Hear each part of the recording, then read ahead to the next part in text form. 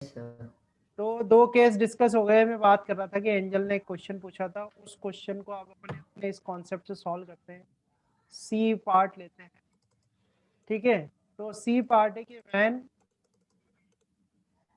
When refractive index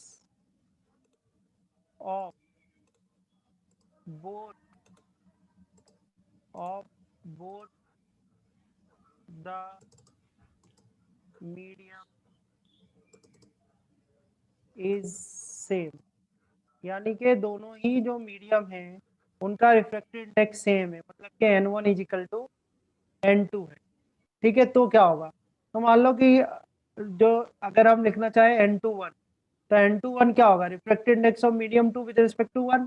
तो ये कितना हो जाएगा आपका n2 डिवाइड बाय n1 हो जाएगा, और n2 डिवाइड बाय n1 क्या होगा, sine i by sine r के बराबर हो जाएगा।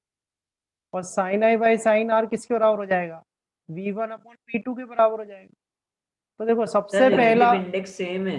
हाँ, तो सबसे पहले स्टेप तो हम क्या, सबसे फर्स्ट कंक्लूजन तो क्या निकालता हूँ मैं कि भाई ये ले लेता हूँ दो term, n2 by n1 is equal to v1 upon v2। अब n2 और n1 तो बराबर है, हम कह रहे कि भाई n2 is equal to n1। तो अगर n2 is equal to n1 है तो v1 इज इक्वल टू कितना आ जाएगा, v2 आ जाएगा, नहीं आ जाएगा बताओ। ये सर आ जाएगा। तो इससे क्या पता चल रहा है हमें कि अगर if the refractive index of both the medium is same then the speed of light in both the medium is also same. तो स्पीड ऑफ लाइट जो होगी वो भी दोनों मीडियम में सेम होगी, ठीक है। अब इसी को आगे बढ़ाते हैं। अब मैं लिख दूं कि भाई yes n2 sir. By n1, n2 by n1 is equal to sine i by sine r, ठीक है, sine i by sine are.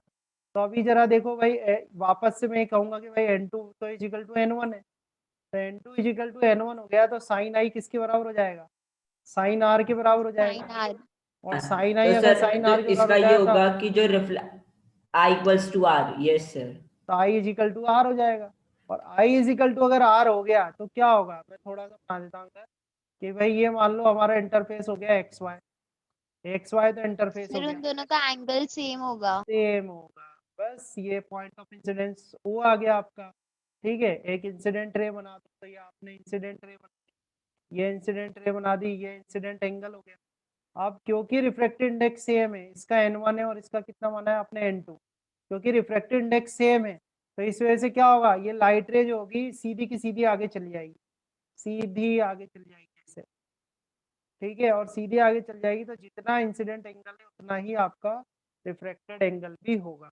So when the, यहाँ से हम क्या बोलेंगे कि if the refractive index of both the medium is same then what happens, the light ray will go without bend, light ray will travel from one medium to another medium without bending, बिना bending के सीधी की सीधी light रे ऐसे चली जाएगी, ठीक है। तो जो क्वेश्चन आपने करा था समझ आया एंजल, आप समझ में आ गया, ठीक है।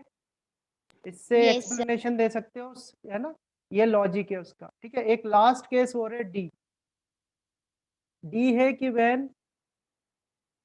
when light ray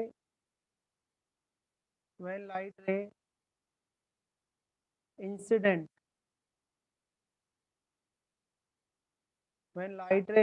normally, ठीक है। अब लाइट रे क्या है, नॉर्मली इंसिडेंट हो रही है, तो नॉर्मली इंसिडेंट हो रही है तो क्या होगा, तो देखो एक छोटा डायग्राम बना देते हैं अपन यहाँ पे। ये आपका एक्स हो गया, ये वाई हो गया, ये पॉइंट ऑफ इंसिडेंस हो गया, और पॉइंट ऑफ इंसिडेंस पे आप नॉर्मल बना लो।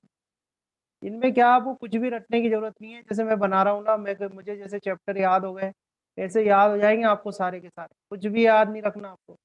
देखो अब इंसिडेंट रे नॉर्मली, नॉर्मली कैसे आएगी, इस तरीके से आएगी, परपेंडिकुलर। Perpendicular, normally perpendicular. तो इंसिडेंट एंगल कितना हुआ बेटा यहाँ पर, 0 जीरो जो हो डिग्री। गया। सर ये सर मीडियम 1 हो गया, ये सर जो मीडियम क्या हो लाइट गया है, जीरो आपका, डिग्री सर वो लाइट है वो नॉर्मल पे आई है, सर वो जो नॉर्मल पे लाइट है वो आएगी ना, नॉर्मल पे ही नॉर्मली, आई है। नॉर्मली कर रहे हैं ना अपन, नॉर्मल पे इंसिडेंट हो रही है लाइट रे, तो इंसिडेंट एंगल कितना बन गया यहाँ पर, 0 बन गया। तो हम जानते हैं कि भाई अगर मैं लिखना चाहूँ n21, तो n21 इज इक्वल टू कितना हो जाएगा, n2 डिवाइड बाय n1, और n2 डिवाइड बाय n1 क्या हो जाएगा, sine i by sine r हो जाएगा, sine i divide by sine r. Sine r हो जाएगा। और sine i by sine r जो है वो यहाँ पर, अगर मैं कहे कि भाई यहाँ पर स्पीड V1 v1 बाई थी, V2। यहाँ पे स्पीड v2 थी, यहाँ पर ये V1 N1 था upon और V2 यहाँ पर क्या था N2 था, V1 upon तो V2 यहाँ पर क्या आ जाएगा, ये V1 अपॉन V2 आ जाएगा। ठीक है। अब इसमें से कोई सी टर्म ले लेते हैं, जैसे अपन यहाँ देखो आप कोई सी भी दो टर्म ले लो, जैसे आपको पता है sine i divide by sine r, ठीक है, sine i divide by sine r is equal to N2 divide by N1, ठीक है। इसको हम क्या लिख सकते हैं, N1 sine i is equal to N2 sine r. ये भी एक बहुत इंपॉर्टेंट फॉर्मूला है, किसी किसी बुक में डायरेक्ट लिखा हुआ मिल जाएगा आपको, ठीक है। ये भी इंपॉर्टेंट फॉर्मूला है, काफी बुक्स में डायरेक्ट मिलेगा। अब यहाँ पर देखो, अगर हम यहाँ देखें अपना केस, तो i इज इक्वल टू 0 आ रहा है, तो i इज इक्वल टू 0, तो साइन 0 कितना होता है बोलो जरा। 1 Sin 0 ओ 0 भाई साइन 0 0 0 होता है, ऐसे ब्लंडर मत करो, याद कराए मैंने, जो चीज मैंने पढ़ाई है वो मैं ध्यान रखना, उसमें गलती नहीं करनी, ठीक है। साइन 91 होता है, साइन 0 कितना होता है, 0, ठीक है। मेरे को याद था।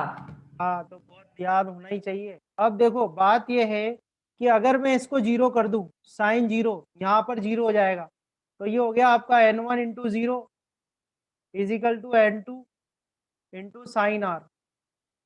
तो यहाँ से अगर देखें, ये तो 0 से मल्टीप्लाई होकर 0 हो जाएगा, तो 0 इज इक्वल टू आ गया N2 इंटू साइन आर। तो अब देखो इसमें या तो N2 0 हो जाएगा या साइन आर 0 हो जाएगा। N2 तो 0 हो नहीं सकता, क्योंकि N2 तो क्या है, रिफ्रैक्टिव इंडेक्स है मीडियम का, तो मीडियम तो है कुछ ना कुछ वहां पे, ठीक है। तो क्या 0 हो सकता है, ओनली साइन आर 0 हो सकता है। अब साइन आर 0 कब होगा, साइन 0 पे, तो यहाँ से आर इजिकल टू कितना आ जाएगा, 0। तो यानी कि आपका रिफ्रैक्टेड एंगल भी कितना होगा, बोलो भाई, रिफ्रैक्टेड एंगल कितना 0 होगा, डिग्री 0।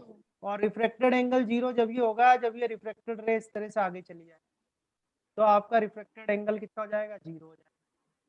सर समझ अगर में आया? रिफ्रैक्टेड मतलब एंगल सर 0 होगा तो रिफ्लेक्टेड अपन कह एंगल सकते भी हैं ना कि नॉर्मल हाँ, सर रिफ्रैक्टेड एंगल 0 कैसे होगा, रिफ्रैक्टेड एंगल तो जब भी 0 हो सकता है ना, जब वो रिफ्रैक्टेड रेस के ऊपर से जाए, अदरवाइज तो कुछ ना कुछ वैल्यू आ जाएगी। तो ये रिफ्रैक्टेड रे यहाँ से ही जाएगी सीधी ऐसे, तभी रिफ्रैक्टेड एंगल आपका 0 होगा। समझ में आया? सर अगर ये